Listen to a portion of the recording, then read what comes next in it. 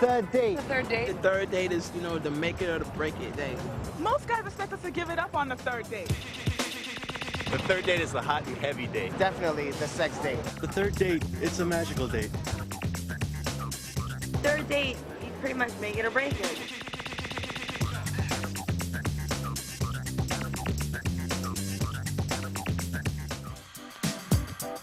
I definitely like the way that Paul uses a lot of different ways to touch me. I've been playing with her hip bones all night, and it's sort of a sensitive erogenous zone. You know, I kind of feel like I'm neglecting this whole area. Here's your big third date. And people say this is the date for you know what. Is that right? Well, we went for it. And he also used peer pressure to make us kiss. One of the things I want to do with Barb is, again, it's going to be complete tongue-in-cheek, but I'm going to pretend I'm reading her a poem. It doesn't change the sentiment of it, but I actually didn't write that poem. You're such a dumbass. My name is Paul. I'm 28 years old. I'm from New York. I'm a fourth-year medical student. Hi, I'm Taly. I'm 23 years old. I live in Murray Hill, and I am a marketing manager. Taly and I met actually through her sister. He just looked so good to me. Really nice body, very well built, and just really great lips. Just so attracted to her, and I thought she was so down to earth and cool. I just wanted to hang out with her. We started talking because my sister introduced us, and there was this woman there who was completely obsessed with Paul. This girl that wanted to basically hook up just kept stepping in front of us and being really rude and trying to pull me away. Every time Paul and I would talk, we'd be sitting at the bar. She would just come right in the middle. I said to Taly, let's go dance because this girl is, you know, nagging me to death. So I went to go grab him to go dance, and this woman comes from behind and literally grabs Paul the other way. Now I'm holding two women's hands. And I just look at her, and I grab Paul again. Pulls her arm around my body. And I'm like, he is mine. And I just walked with Paul to the dance floor. That was when I was really attracted to her. It was just really being aggressive, and I think that's kind of how our attraction started a little bit. Tonight, Taly and I are going to Harvest on the Square for a food tasting. Some of the best restaurants in town. Hi. How are you? Yeah? Yeah. I really have no expectations except having a good time, which I know it's going to happen anyway.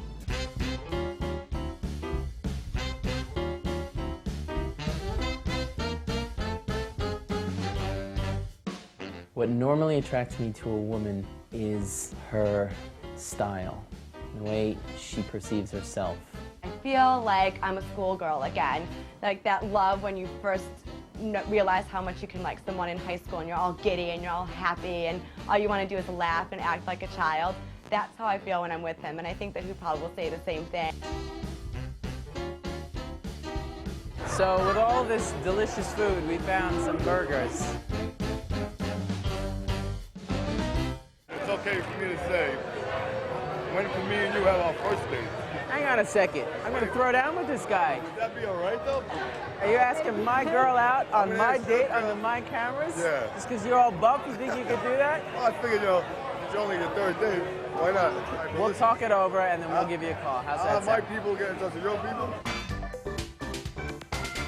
I was feeling really frustrated because I wasn't connecting with her, and there was just too many people around, and the chaos and the lack of intimacy. And we were standing right next to that big, beautiful cello, and I was just like, let's dance. And as soon as we got out there, it was just felt really comfortable, felt really natural. Like we had danced hundreds of times before. That was only the second time we danced together. So there's definitely something going on there. I think that's the one thing that really connected us together. He is such a good dancer. He's a really good leader, and I'm hoping that I'm a good follower. And we just had a really great dance sequence together, spinning and turning and dipping. Had a really fun time. It's an added bonus to who he is because he's such a great person to begin with, that he's a good dancer and that he knows what he's doing. Very confident. Okay, here comes our move.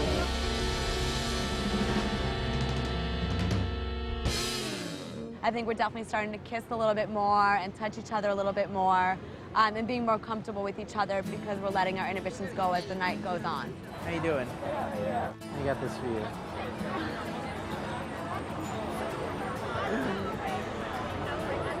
I had to steal that, I just want you to know. Taly and I have a very high amount of chemistry. It's very intense, and we're very open and honest with our feelings about each other. You know, I kind of feel like I'm neglecting this whole area. Yeah, there's this whole area Very that neglected. you, yeah. I've been playing with her hip bones, what we call the iliac crests, all night, and it's sort of a sensitive erogenous zone, and then the flower sitting right there was very exciting. Let's go. Okay. I definitely like the way that Paul kind of uses a lot of different ways to touch me, and I find that just very sweet and romantic.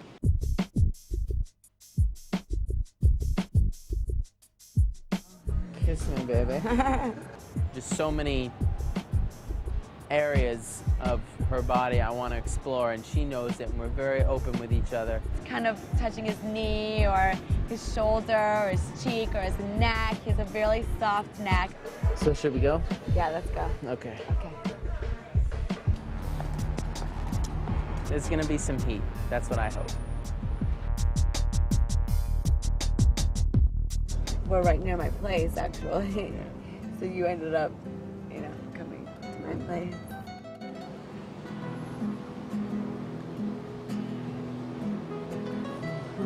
Definitely got lovey-dovey in that we wanted to hold each other and kind of didn't want to break away. We both want to be with each other, so we're gonna just go upstairs and just relax and go to sleep and take it from there.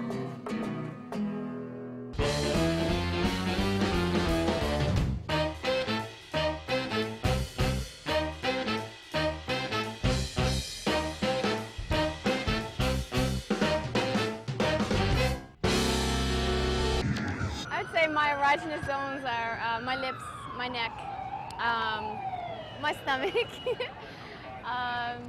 everywhere else. Pay attention to a woman's needs in bed. That would be a huge tip. And practice makes perfect. It was a comedy. They improvised different songs. It's almost like a Whose Line Is It Anyway type environment. I am so happy to be here as part of your third date. If she doesn't put out, I will. There are a few things about her that you kind of have to get used to. She can be somewhat of a hypochondriac. She also can be a little bit neurotic sometimes. So wait, does this look weird? Maybe I should wear the other one. Okay, I'm gonna have to change again. She's also a little bit on the klutzy side. Third date. That means I must like the guy. When I go on a third date with someone, I expect dinner, wine, and flowers. The third date, I think it's time to show the girl my boa constrictor. No, I really do have a pet boa constrictor.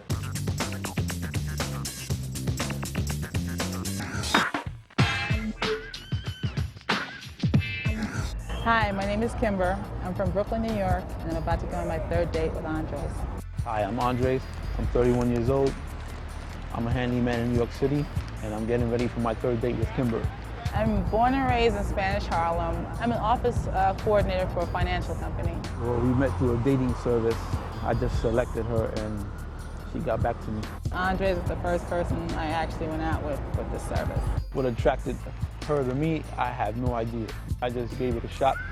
It was a headshot and partial shoulders, but you can tell that he was a nice, big, cuddly-looking kind of guy. Picked these roses up earlier today. I thought of her when I saw them, and figured they're beautiful, and so is she, so it makes a perfect match.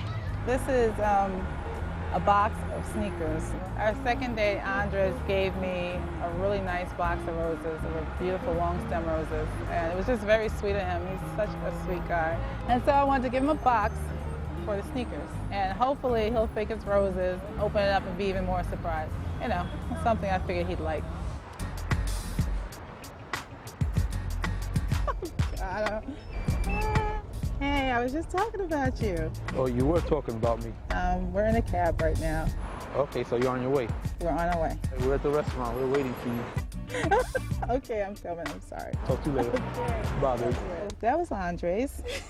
Wondering where I am. It's 6:32 and I'm late. Let's go get a table. Table for two, please. When Andres sees me, he's gonna look at his watch. because once again, I'm late. When she walked in to the restaurant, I was sitting down and I saw her coming, approaching me with a box with a ribbon tied to it. I figured there were roses. Hi, How you doing? Good to see you. Oh, this is for no. you. But you gotta open it because All right. it's important that you open it. Whoa, oh, pair of suede old school Pumas that I've been looking for a long time. But no one has my size, size 13. The sneakers went over pretty well. I'm happy to say that. I thought he was going to think I was some sort of weirdo by giving him a box full of sneakers. No, you have to get back up, baby. She just surprised me with them, and I'm very happy. Oh, there's that garlic thing. Yeah, great. Hello, thank you. The garlic. What do you do with that? Anybody have any suggestions? That is a garlic bulb, isn't it? I guess if you stab, I pull, or you pull, I stab. Down? Yeah. Okay, we're gonna make like what? Garlic sauce by the time we finish? We looked at the food, we laughed at it, we ate, we realized it did taste good even though it looked like art. Ooh, that was fun. All right, what else can we do?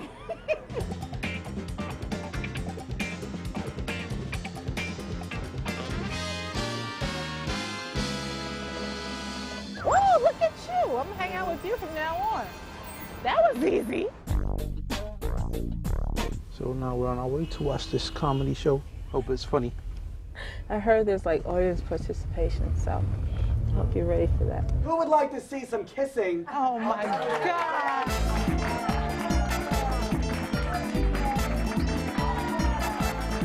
The actual show that we just saw, it's kind of hard to describe. What it was is there's a fishbowl, and I guess people put their different requests in. It's almost like a Whose Line Is It Anyway type environment. How you doing? Do you color your hair? A lawyer, haha, that's a joke. I was once arrested. It was a comedy. They improvised different songs, just went off of the top of their heads and just made things up, and it was very good. They did very well. And the MC kind of focused on Andres and I every once in a while. That was interesting. And here's your big third date. Yeah. And people say this is the date for you know what. I kind of expected him to do something, and he also used peer pressure to make us kiss. One little kiss. Here we go.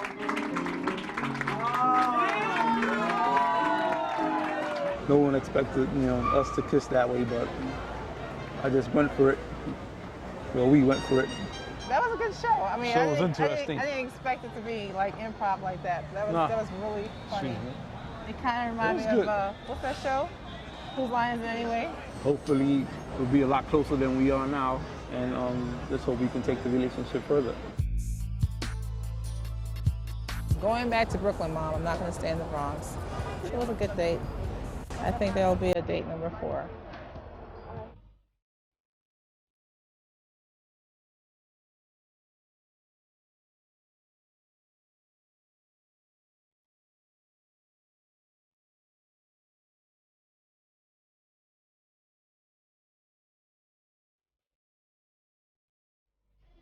A turnout for me would be a great sense of humor. I mean, a girl who can laugh and just have fun with, laugh at each other, laugh at ourselves. It's a definite turn on.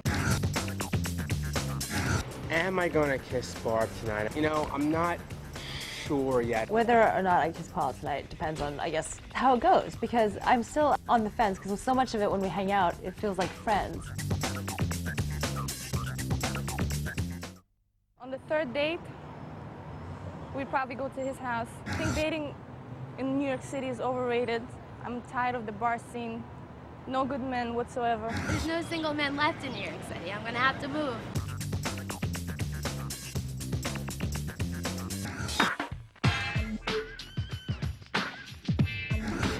Hi, my name is Paul Wright. I'm 27 years old. I run an internet company here in New York, and I'm getting ready for my date with Barbara. So Paul and I are going on a third date tonight, which is just weird because I'm feeling terrible. I'm originally from Lancaster, Pennsylvania, and no, I'm not Amish. We met when before I actually moved to New York. I'm originally from Canada. I was up there on a business trip. She lived there. My friend said you should meet my friend Barbara. We went out, kind of been friends ever since. Because I was meeting him in the lobby of this big hotel in Vancouver, I said, well, what do you look like, just so I can, spot you. And he's like, well, I'm about 5'8", and I'm black and I'm bald. The first thing that attracted me about Barb was frankly her skin and her hair.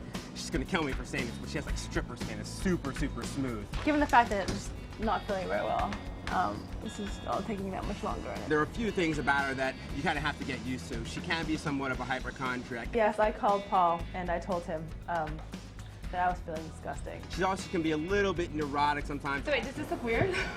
Maybe I should wear the other one. Okay, I'm gonna have to change again. She's also a little bit on the klutzy side. I'm normally not such a spaz, to be honest. I'm actually not a spaz at all. We've never kissed or anything like that, so that's gonna be a very delicate matter. Oh my God, oh my God, oh my God. Today we're going to go down to Chelsea Piers, get some golf lessons and hit a few balls in the driving range. Then we're probably gonna head over to dinner then a little bit later at a place called Bar downtown. One of the things I want to do with Barb is, again, it's going to be complete tongue-in-cheek, but I'm going to pretend I'm reading her a poem. I mean, I'm going to actually read her a poem, but they're song lyrics. And then I'm going to tell her later and see how she reacts. I would like to, kind of cross the kissing boundary. Hey, I'm sorry I'm late. I think she looks great. I love it when she wears, like, the strapless stuff. It really accents her body. He's a really cool guy. I mean, he's really interesting and is constantly doing things. I mean, that's one thing about Paul, is that he's so high energy.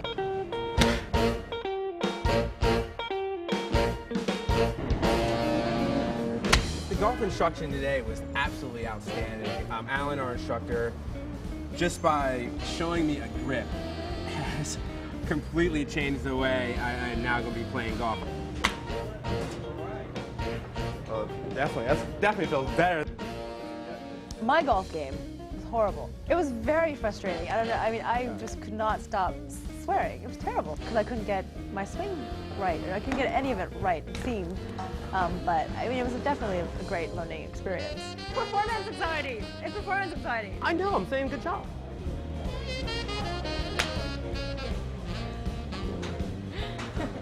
Am I gonna kiss Barb tonight? Am I gonna try to? I'm not sure yet. We'll see what happens at dinner. Whether or not I kiss Paul tonight depends on, I guess, how I feel physically and how it goes, because I'm still, on the fence, because so much of it when we hang out, it feels like friends.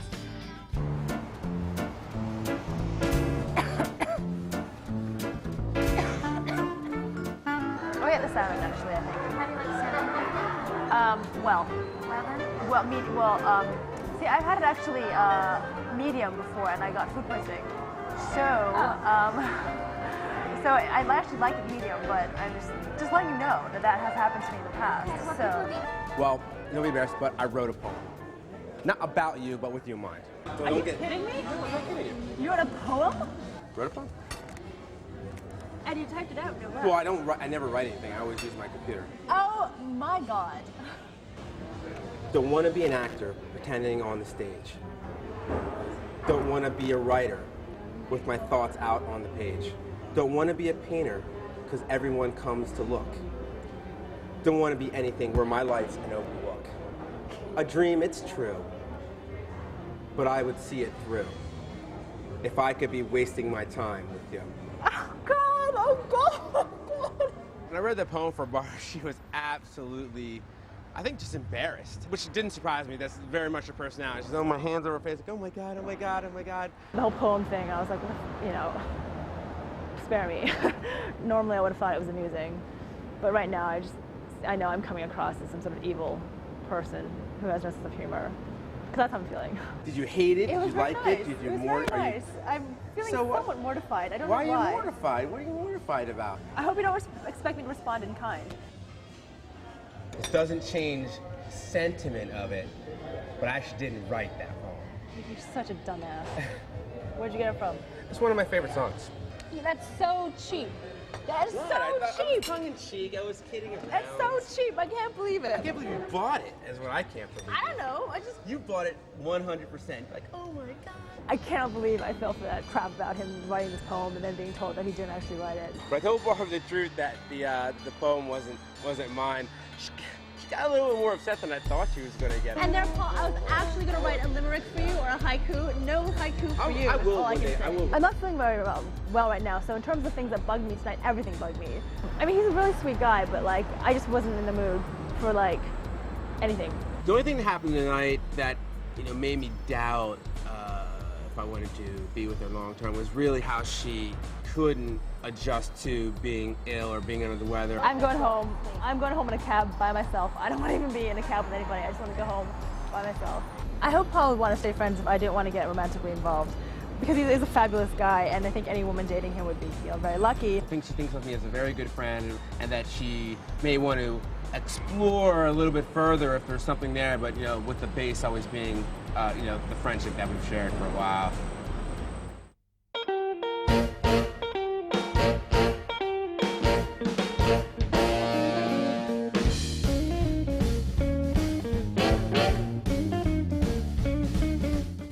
Would I be embarrassed if somebody wrote a poem for me?